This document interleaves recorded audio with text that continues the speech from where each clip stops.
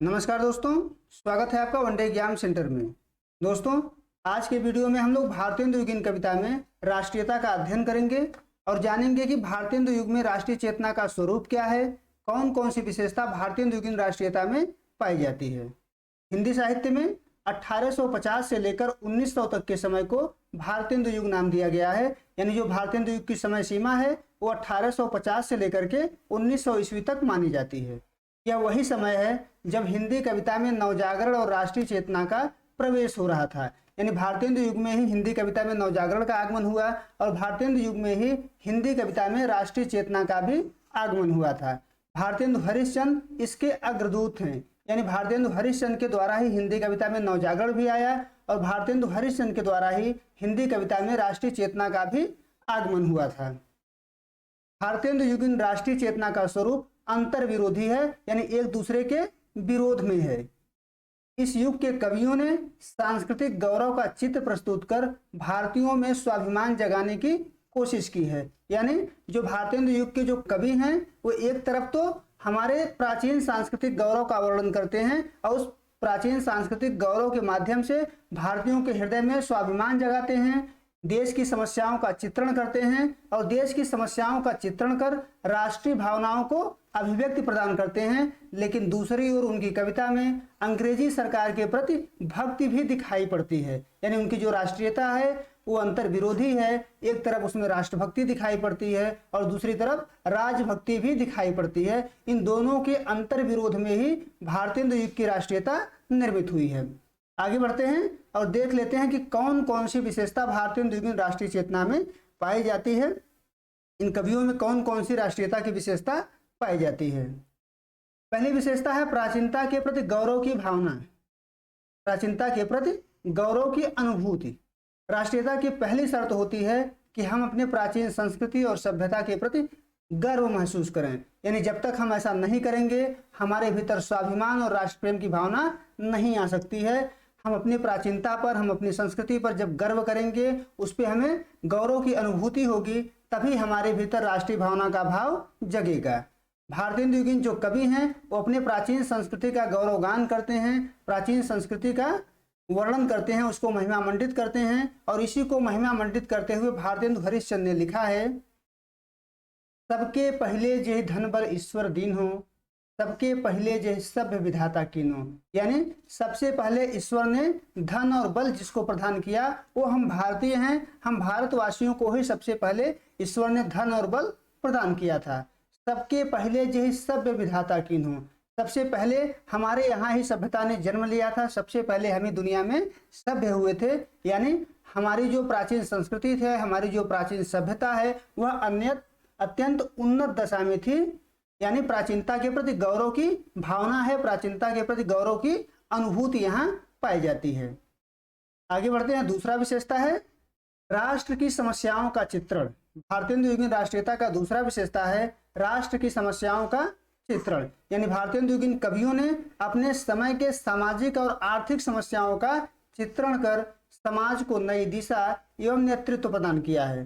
भारतेंदु युगीन कवियों ने जिन समस्याओं का चित्रण किया है वो दो प्रकार के हैं। पहला है सामाजिक समस्या और दूसरा है आर्थिक समस्या। सामाजिक समस्याओं में इन कवियों ने सामाजिक कुरीतियों, बाल विवाह, विधवा विवाह, जाति पाति, अंधविश्वास आदि पर कलम चलाई है। तो दूसरे तरफ आर्थिक समस्या में देश का धन विदेश चले जाने पर भी इन्होंने चिंता जाहिर की है। कवियों ने ऐसी स्थिति पर अत्यंत क्षोभ प्रकट किया है और निराशा प्रकट की है। भारतेंदु हरिश्चंद्र ने लिखा है, रोवहु सब मिली आवहु भारत भाई, हाँ हाँ भारत दुर्दशा न देखी जाए। यानी भारत की इतनी दुर्दशा हो रही है, इतनी दुर्दशा पर सभी लोग मिल करके इकट्ठा होकर के रोने के लिए आमंत्रित कर रहे हैं। भारतेंदु हरिश्चंद्र भारत के दुर्दशा पर यानी भारत की जो समस्याएं हैं उसको चित्रित कर रहे हैं। भारत की समस्याओं को चित्रित करके समाज को एक नई दिशा और एक नया नेतृत्व प्रदान करने की कोशिश कर रहे हैं। आगे बढ़ते हैं। तीसरा विशेषता है क्षेत्रीयता की भावना से रहित। यानी भारतेंदु युग की जो राष्ट्रीयता है उसमें क्षेत्रीय भावना नहीं पाई जाती है, राष्ट्रीय भावना पाई जाती है। पूरे भारत को एक करके यहाँ पर देखा जाता है। भारतेंदु युगीन राष्ट्रीयता में रीतिकाल की तरह क्षेत्रीयता नहीं पाई जाती है। यानी हमने देखा था कि रीतिकाल में, इसके पहले हम रीतिकाल पे वीडियो बना चुके हैं। रीतिकाल में हमने देखा था कि जो राष्ट्रीयता है वो क्षेत्रीयता को अपने साथ लिए हुए है। भूषण जो है महाराष्ट्र को लेकर कविता लिख रहे हैं, बुंदेलखंड को कविता लेकर लिख रहे हैं और शिवाजी के प्रति उनका गौरव की अनुभूति है। लेकिन दूसरी तरफ पंजाब के लोग अलग प्रकार के क्षेत्रीयता से कविता लिख रहे हैं। लेकिन आधुनिक समय में ऐसा नहीं है। पंजाब में गुरु गोविंद सिंह थे रीतिकाल में, उनके अंदर अलग क्षेत्रीयता की भावना थी। लेकिन आधुनिक काल में ऐसा नहीं है, भारतेंदु युग में ऐसा नहीं है। भारतेंदु युग की जो राष्ट्रीयता है वो रीतिकाल के क्षेत्रीयता को तिलांजलि दे दिया है, रीतिकाल के क्षेत्रीयता को अपने साथ लेकर नहीं चलता है। एक कवि संपूर्ण राष्ट्र की नब्ज को टटोलने में लगे हुए हैं, संपूर्ण राष्ट्र को लेकर के कविता लिखते हैं। उदाहरण के रूप में हम देख लेते हैं कि राधाचरण गोस्वामी ने लिखा है हमारो उत्तम भारत देश, यानी हमारा भारत देश क्या है, अत्यंत उत्तम है, पूरी दुनिया से बढ़ करके है, श्रेष्ठ है।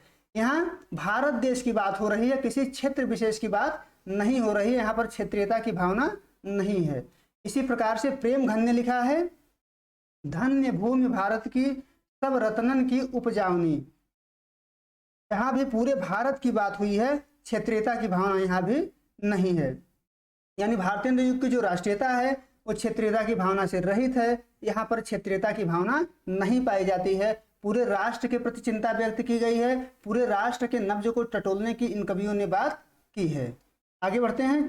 चौथी विशेषता है राजभक्ति और राष्ट्रभक्ति, यानी भारतेंदु युग इन कविता में एक साथ राजभक्ति और राष्ट्रभक्ति दोनों पाई जाती है और इसी के अंतर विरोध में भारतेंदु युग की राष्ट्रीयता निर्मित हुई है। भारतेंदु युग इन कविता में राजभक्ति और राष्ट्रभक्ति एक साथ मिलती है। कभी एक तरफ देश की राष्ट्रीय भावनाओं को जागृत करता है तो दूसरी तरफ अंग्रेजी सरकार की प्रशंसा भी करता है, अंग्रेजी सरकार के प्रशंसा में कविता भी लिखता है। भारतेंदु हरिश्चंद्र की एक पंक्ति है उदाहरण के रूप में, आप देख लीजिए। अंग्रेज राज सुख साज सजे सब भारी, पै धन विदेश चली जात यह यति ख्वारी। पहले पंक्ति में कवि ने अंग्रेजी सरकार की प्रशंसा की है कि अंग्रेज राज सुख साज सजे सब भारी, अंग्रेजों के राज में सभी प्रकार के सुख हमें प्राप्त हो रहे हैं। लेकिन दुख भी प्रकट किया है दूसरी पंक्ति में कि पै धन विदेश चली जात यह यति कुआरी, लेकिन अंग्रेजों के राज में हमारे देश का जो धन है वो विदेश चला जा रहा है, यह यति कुआरी, यही अत्यंत कष्टदायी है, यही अत्यंत दुख की बात है। यानी एक ही कविता में दो पंक्तियों में राजभक्ति भी है, राष्ट्रभक्ति भी है और इसी के अंतर विरोध में भारतेंदु युगीन राष्ट्रीयता मिलती है, इसी के अंतर विरोध में भारतेंदु युगीन राष्ट्रीयता निर्मित होती है। उम्मीद है दोस्तों आपको वीडियो पसंद आया होगा। हमने देखा कि भारतेंदु युगीन राष्ट्रीयता का स्वरूप क्या है, किस प्रकार से वो अपने प्राचीनता को गौरव की दृष्टि से देखते हैं, किस प्रकार से अपने समय के समस्याओं को चित्रित करते हैं। लेकिन यह भी देखा साथ ही किस प्रकार से उनकी कविता में राजभक्ति भी पाई जाती है। यानी भारतेंदु युगीन राष्ट्रीयता का जो स्वरूप है वो देशभक्ति और राजभक्ति यानी राष्ट्रभक्ति और राजभक्ति दोनों से मिल करके बनी है, दोनों एक साथ अंतर विरोध में चलती हैं और इसी से भारतेंदु युगीन राष्ट्रीयता का निर्माण होता है। आप हमारे चैनल को सब्सक्राइब करिए, वीडियो को लाइक करिए, शेयर करिए। बहुत बहुत धन्यवाद।